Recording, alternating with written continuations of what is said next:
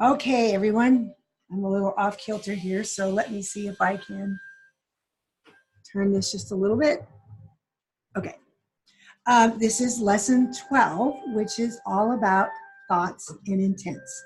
Now you're probably wondering, why is the teaching thoughts and intents in frequency basics? Starting in about the 1980s, so that'll tell you how long it's been. This is the year 2019. So beginning of the 1980s, I heard a lot of teachings, just in general, people talking about the importance of our words. And if you look at a variety of ancient texts, the Bible being one of them, it does say that our tongue really can wreak havoc or make life much better. And I saw evidence of that even in my own life. You know, none of us have grown up with perfect lives. We've all had issues. We've all had things that have happened to us, some of them more traumatic than others. And some people actually have pretty non-eventful childhoods. And, you know, every one of us has a level of where trauma can affect us and how much it affects us. And I started realizing that a lot of that had to do with what was going on up here, you know, the thoughts and the intents that were going in to the mind. A thought, here's a thought. I look at a thought, it comes floating by. Now, it can continue on floating by and go on down the stream. It's like you're sitting in a riverbank, you look in the river and you watch all these things floating by. Now, until you go and you pick up that thing that's floating in the river, it's not yours. You're just watching it float by. To me, that's how thoughts are. And once I go grab that thought, then it becomes an intent to do something with that thought. This can either be positive or negative. Then our intent, then that breeds some form of action, whether it's a word that comes out of our mouth, whether it's actual motion or going and doing something, writing, or some action. There's got to be an action verb that goes with those thoughts and intents to bring them to fruition.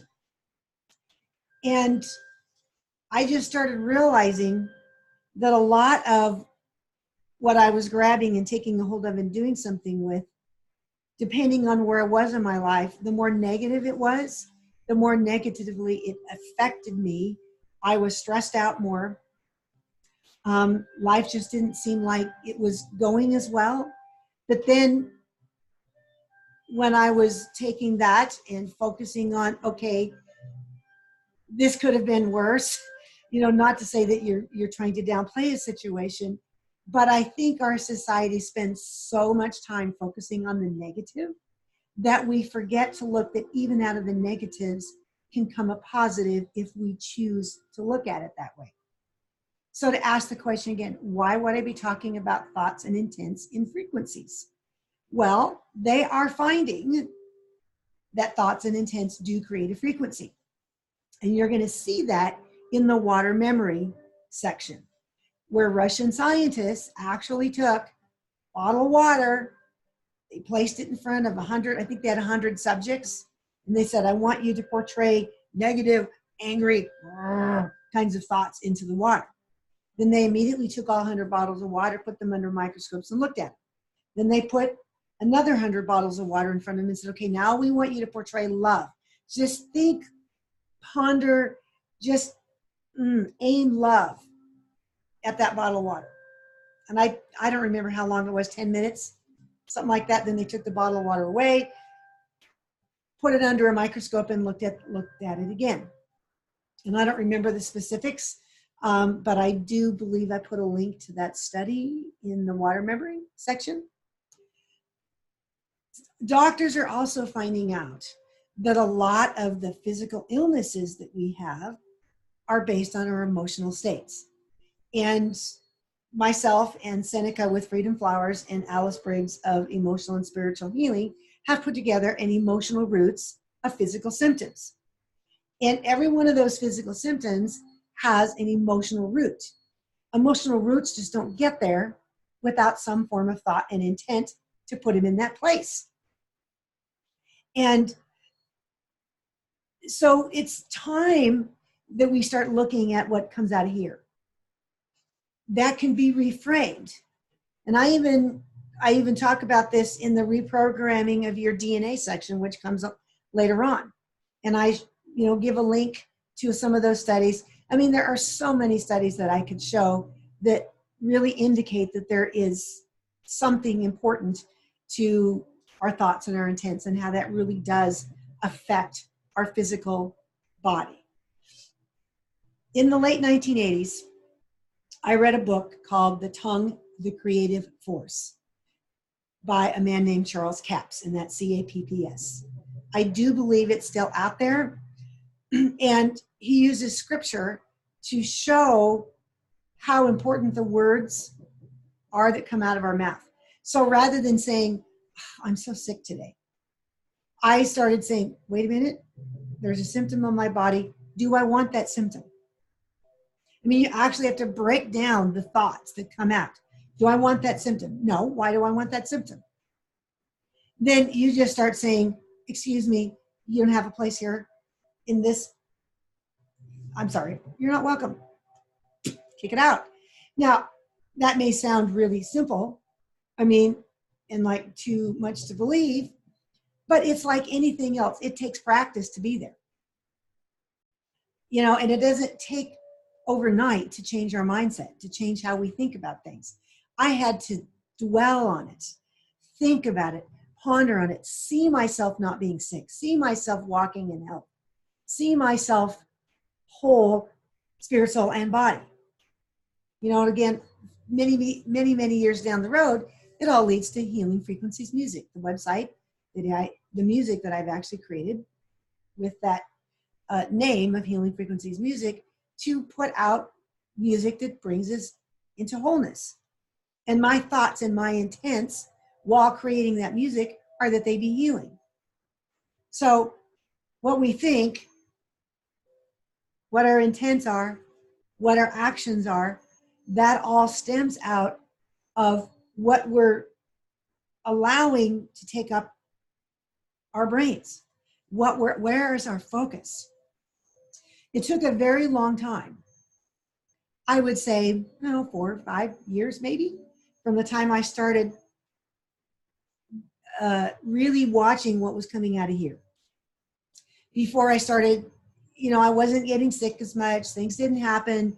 And then I'm like, life is pretty good. I go to school. I was teaching band at the time. And, when you're a band director, you're in front of kids all day long. I was teaching elementary music. Some kid throws up in my class one day, some kindergartner. These kids are always sick all around me, and I was never getting sick. Okay, there's got to be something to that. Now, here's the thing. Not long after that, I got married. I married a very abusive person, in that all of that completely reversed. And I have to go look at that now. It's been 20 years since that happened. And as I go back and I revisit all of that, and because I kept a really good journal, and I actually wrote a book. It's called But Words Will Never Hurt Me. So if you know anyone who's in an abusive situation, I would encourage them to get that book, because it will help them see where they're allowing abuse into their own life. And I have a workbook that goes with it that asks questions. Do you see this in your situation? What can you do about it? And I had a friend who told me, well, you had a part in that. And I looked at her and I said, you're nuts. I mean, I didn't say that to her. I'm thinking that. I can't control how somebody treats me. No, you can't. But you can control how you react. And my reaction at that time was not always the best reaction. It caused me issues physically. Now, he was also doing some things, which I'm not going to go into that. I will allow you to figure that out on your own if you choose to read the book. But the biggest thing I focus on is where my mind, those thoughts that are going by. He would say something, and then I would grab the words, and they were mine. And they were negative words. Now, I could have chosen to say, excuse me, I won't participate in that. But after a while, when someone's doing this to you all the time with words, you eventually, it can break us down. And so I get that. And sometimes we have to go through things. Well, I think we all have to go through things that are not fun, because that helps us mature. So I came out of that relationship and I said, okay, what can I learn from this so that I don't make this mistake again? So I had to go back and retrain myself on what was coming out and what I was pondering on, what I was dwelling on, and what kind of actions that all led to. So it took me probably until 2014. That was 14 years because it was 2000, the year 2000 when we actually got divorced. It took a long time to get over the sickness that had been on my body for so many years. And most of that, I wouldn't say most of it, I'd say some of it had to do with my emotional state. And that is how my body reacted during that emotional state. Doctors couldn't figure out what was wrong with me. One doctor wanted to put me in antidepressants because that's their go-to. Oh, you're sad. You have some antidepressants. Took them for a week and I thought I'm like, excuse me, this is not, I think, what I want. And I threw the rest of them away. Never went back to that doctor again. And then turned around and started focusing a little bit more on what was coming out here and what was going through this. You know, I hate to say it, but sometimes our illnesses and us petting them is what I call an AGD, an attention-getting device. And I know I did some of that because I felt sorry for myself. Woe is me, I had to go through this, da da da da. You know, and we've all been there. And once I realized that that's what I was doing, that helped pull me out of that because then I began to reframe my thoughts, which then reframed my intents, which then reframed my actions. So here it is, 2019, and I've hardly been sick in 5 years, maybe longer. I don't know, I lost track. And I joke with my students because I'm still in front of students. They're college students, but they're still students. And I have one-on-one contact with them. We're in a room together, alone, both playing clarinet, because I'm a private music teacher. And a couple weeks ago, I think every student that walked through my door was hacking and coughing, and they had been sick. And like, it's got to be close to midterms because everybody always gets sick right before they call it their fall break. And I could be sitting there thinking, oh, I hope I don't get sick. I hope I don't get sick. And I'm like, excuse me, I don't want to think that way. I'm sitting there and I'm like, I am not going to take this on. And I came home and a couple days later, I noticed that I had a little bit of a scratchy throat. And see, that's the moment where the thought goes by. So I chose to say, excuse me, I'm not participating in that thought.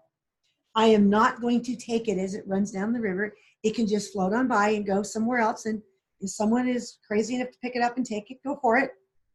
So I just kind of let it float on by. And then I just started speaking some things over my body.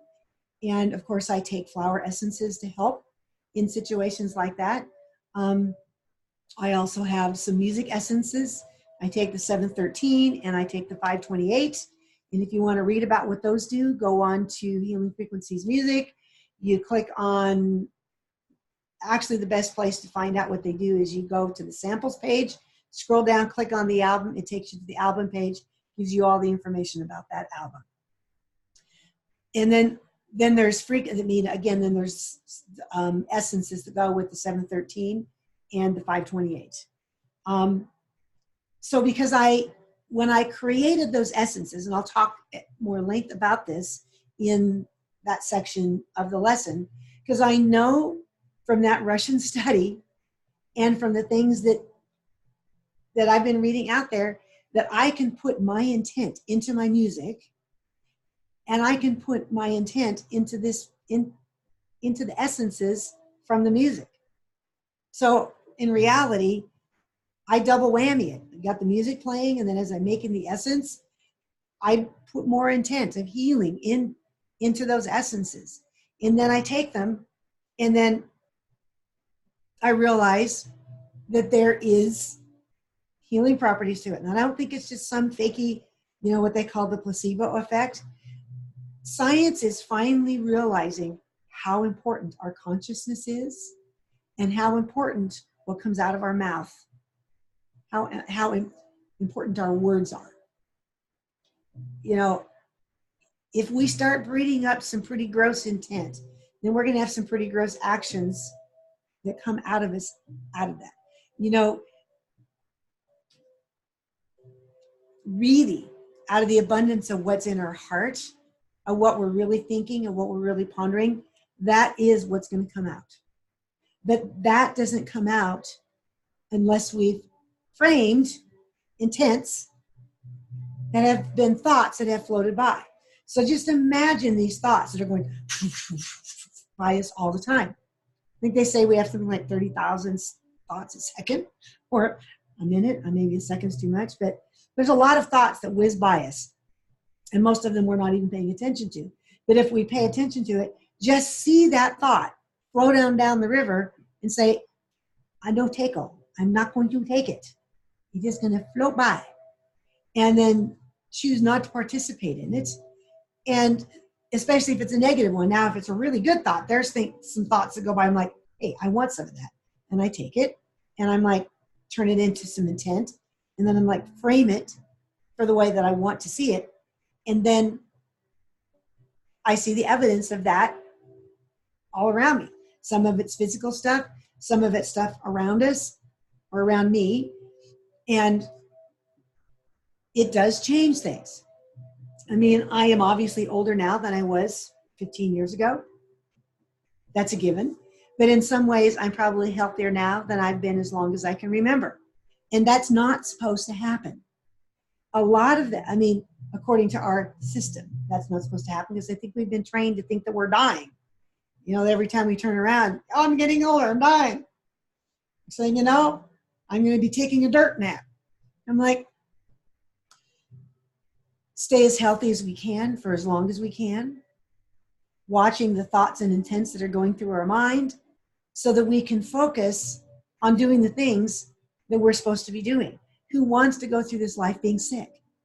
Who wants to go through this life being depressed? And I understand that we've all been there.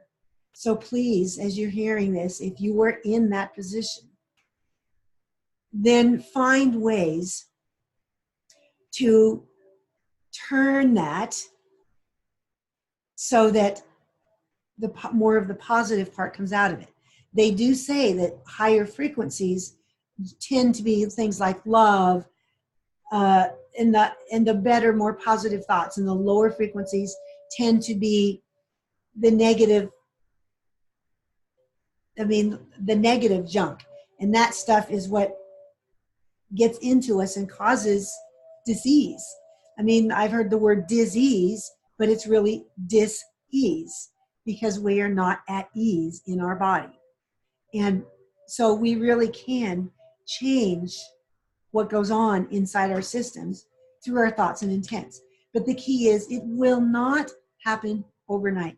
It took me 14 years to reverse the damage on my body and on my psyche from living through an abusive marriage. But I did walk out of it. I am better off now than I was before I went into that. And had I not chosen to face the things that I had taken on as part of that agreement in the marriage, then I don't think I would be walking in as much wholeness as I am today. So do remember, this is not something that's going to happen overnight. 14 years it took me. And even then, I'm still walking through it because every day I have choices on what to entertain and what not to entertain, what to let float by, what to take up. So I encourage you that as you look at your own thoughts and intents, they do create a frequency which really can frame our world. What world are we going to frame next? Hope you enjoyed this lesson. And Zoe's obviously chill with it. She's like, it's bath time. See you next time.